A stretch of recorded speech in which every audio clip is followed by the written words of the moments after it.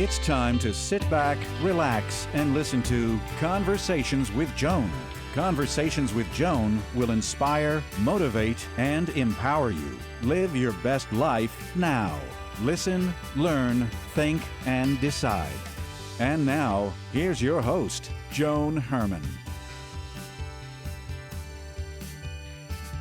Welcome to Change Your Attitude, Change Your Life's Conversations with Joan. I'm Joan Herman. Thanks for tuning in. Conversations with Joan focuses on topics that are important to your life, from health and wellness to professional development to personal well-being. Change makers join me to share their insights, tips, and strategies so you can thrive and live your best life now. Thank you for taking time for yourself, and thank you for letting us be a part of your life.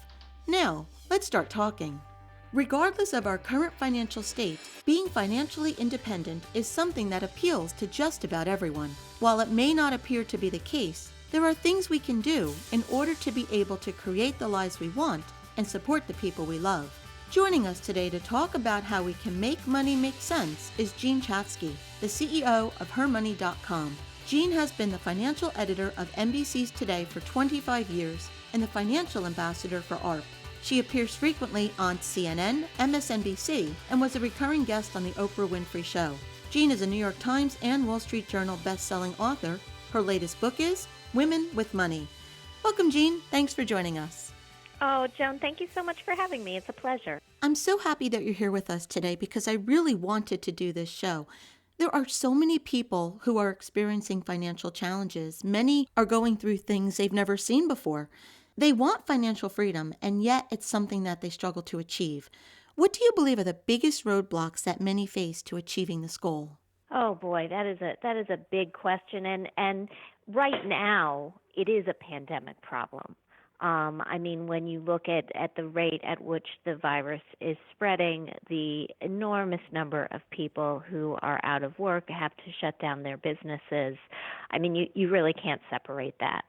But if you take a look back, even before the virus, I think that there are things that we don't understand about how to become financially free, financially independent. I years ago figured out that there are really just 5 steps that you have to take, but you have to do these things consistently over decades in order to really get there. So, first we have to earn money, right? We have to earn a decent living, and decent is a very it's a term that I chose because we don't have to earn an extravagant living. We have to earn a living that will allow us to live comfortably wherever we happen to be in the United States, and that can vary based on the cost of living where you are. But it's an amount of money that allows you to pay your rent or your mortgage, make your car payment, enjoy yourself a little bit, and save something.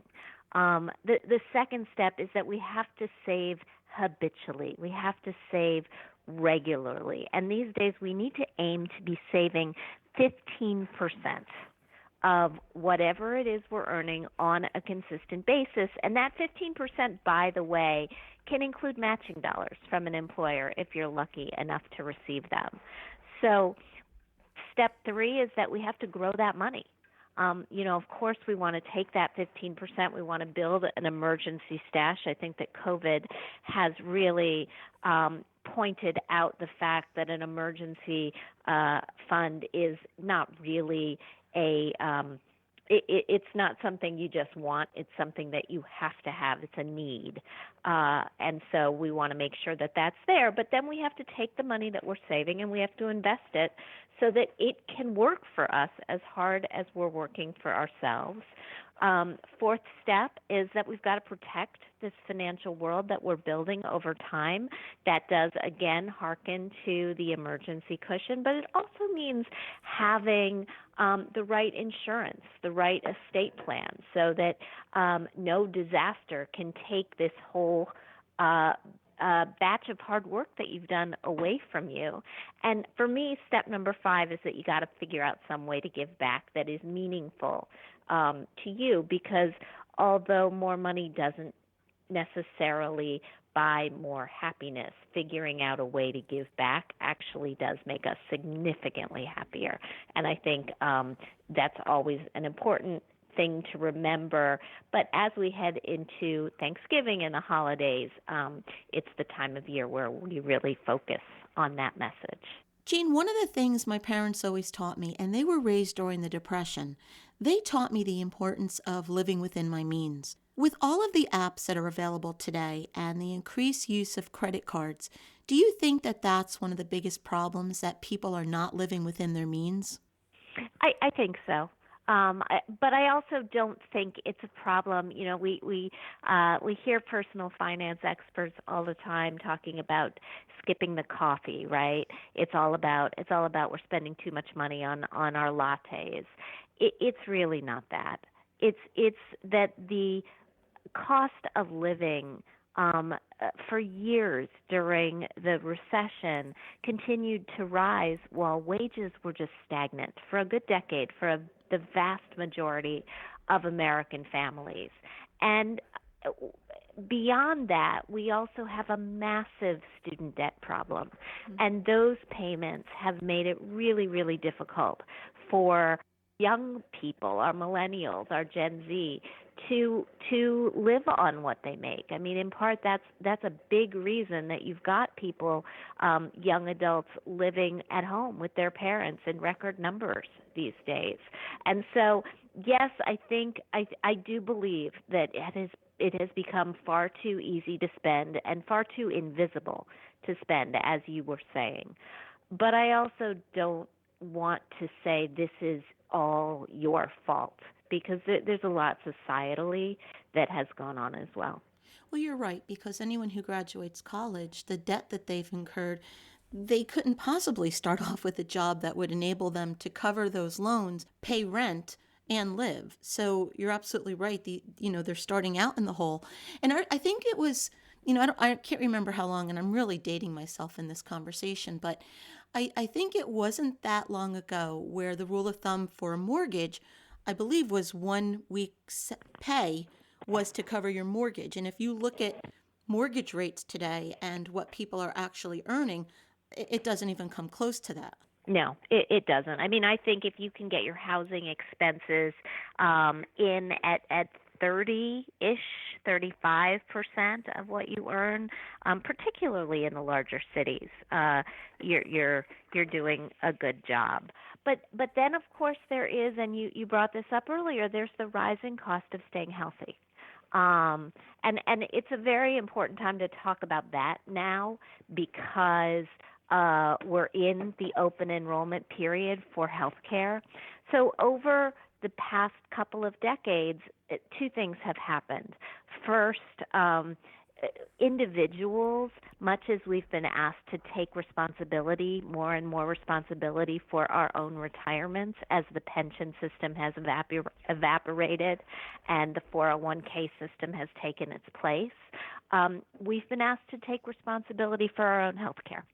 And that is that's a big cost. We are asked to, even when we get employer coverage, even when we get coverage from our employers, we're asked to pay more every single year for that coverage in the form of higher copays and prescription drug costs, sometimes coinsurance.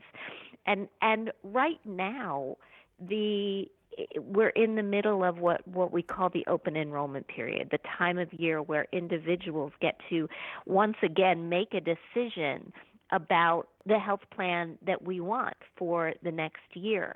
And we need to make that decision wisely. All too often what we know is that people simply just check the box and they continue the plan that they had the last time around. But research from the folks at GEHA found that although about 40-45% of people pick the most expensive plan because they think that that's the plan that's going to do the best work for them. But at the same time, 60% buy more coverage than they need. So they're spending money, we're spending money that we don't need, that we don't necessarily have. And instead, this is a good time to reflect and take a more measured approach to making sure you're getting not just the right kind of policy for you, but the policy where your doctors are on your plan, if that's something that you care about, where your prescriptions are on the formulary, where you're considering whether a high deductible health plan makes the most sense for you, as it does for more and more people each year. You had mentioned that our goal should be about 15% of whatever we're earning to go into savings. How much cash on hand do you recommend that we should keep liquid? And I mean, as we've learned with the pandemic, people were out of work, and especially, the rest of the country, I don't really know, but here in New Jersey, the unemployment situation was a disaster where people who lost their jobs in February or March, as of June and July, had still not received any benefits. So how much cash, I think the old school of thumb was 6 months. Do you still recommend that? Yeah, so let's dig into that a little bit. I do. I think for a one-income family, 6 months. For a two-income family, you can generally go with a little bit less, because when one person loses their job, often you have another wage earner to step in and help keep the family afloat. The pandemic would argue that maybe we need more, but there are a shocking number of people who have so much less. Right? I know that before the pandemic, we used to quote a statistic a lot about how nearly half of the country could not pull together $400 if they needed it in case of an emergency. And so what I don't want to happen is for those 3 to 6 month numbers, which sound daunting to a lot of people, to get in the way of saving anything. If you don't have an emergency fund, don't focus on the 3 to 6 months. Focus on $1,000, and then focus on $2,000 and nudge your way there. Otherwise, the goal seems too large, and it makes it difficult for people to succeed. So that's for building that cash reserve. But what about people, Jean, I've heard horror stories, people who have wiped out their savings accounts. Their futures are gone with just trying to keep a roof over their head and keep their family fed. How do they even begin the process of rebuilding their wealth? One step at a time. Yeah. And I know that sounds like a cliche. It is a cliche, but at times like these, first you focus on getting through the crisis. Hopefully there'll be another round of stimulus. What we're hearing this morning is that round of stimulus will probably be smaller than it was the last time around. We're looking probably, according to the economists at Goldman Sachs, at a $1 trillion package rather than a $2 or $3 trillion package. But it will likely include some supplemental unemployment payments, probably along the lines of $400 a week, not the $600 a week that we were seeing through the end of July. There will likely be another round of PPP. There will likely be another stimulus check for individuals, although who will receive it and when they will receive it is unclear at this point. So, one step at a time, and that means doing a couple of things. It means getting really, really honest about where the money is going right now. If you are not tracking what's coming in, what's going out, where it's going, and how that has changed since before the pandemic, it's time to start getting honest with the numbers, because only when you get honest with the numbers can you look at the sort of changes that you can make in real time. What things can you cut? Our spending and saving during COVID has been really, really interesting. So let's look at those two things separately. When you look at the savings rate in this country, we track the personal savings rate. I don't do it personally. The Federal Reserve tracks the personal savings rate. It's a percentage of discretionary income. And in normal times, it tends to run around 6%. In April, it popped up to 33%. which was unheard of. We were stashing away so much money, and that was a combination of things. It was a combination of the stimulus payment. It was a combination of the additional unemployment payments, which meant that many people were actually earning more on unemployment than they would earn from their jobs. Now that tailed off over the last couple of months, but right now we're still saving at a rate that's about double what we typically save at. And in part, that's because our spending patterns have changed, and they've changed dramatically. We're spending on groceries. We are not spending eating out. We're not spending on travel. We're not spending on entertainment. We are spending on Netflix and other sorts of subscriptions. But as a result, we have had this, I think, eye-opening window into what's important to us, what we value. We now know what we need and what we don't need in a way that we didn't know before the pandemic. And that should give individuals some more clarity to cut expenses. You know, we don't need to spend money on work clothes right now because we're not leaving the house very much. We don't need to spend money on gas for the car because we're not going anywhere. And those sorts of changes may enable you to either trim your budget or to and live more leanly if things are really tight, or to stash away some more money for emergencies. So, Jean, how important is a person's credit score? There may be a lot of people out there that had good scores before the pandemic, but because they haven't been able to make their payments, that it may have suffered in some way. So if that's the case, how can a person rebuild this score? And, is it even something they should be worried about right now? A credit score is important. It is important when you go to borrow money. It's important when you go to rent an apartment. It's important when you buy homeowners or auto insurance. It's a factor in how much you pay. But if you're having trouble paying your bills, your credit cards, your mortgages, your student loans, you need to understand there's still some relief out there. And you should be talking to your creditors. So let's just go over what's available. Federal student loan payments have been put on pause through the end of the year. If you've got federal student loan payments, you do not have to make them through the end of the year. And interest on those loans has been set to zero, so you're not accruing interest either. Federally backed mortgages. If you've got a mortgage that's Fannie Mae or Freddie Mac or FHA or VA, you can get forbearance on that loan. You have to call your lender. You have to talk to them. It goes for 6 months at a time, but it can last for up to a year. If you're having trouble making your credit card bills or you're having trouble paying other bills, pick up the phone and talk to your lender. Lenders are continuing to work with people, and if you get it in writing from your lender that they have agreed that you don't have to make your payments for a particular amount of time, they are also not allowed to report you delinquent to the credit bureaus. And so if you've got that agreement, you want to make sure that you're checking your credit report to make sure that negative information is not being reported on your behalf that you don't deserve. The book is Women and Money, The Judgment-Free Guide to Creating the Joyful, Less Stressed, Purposeful, and Yes, Rich Life You Deserve.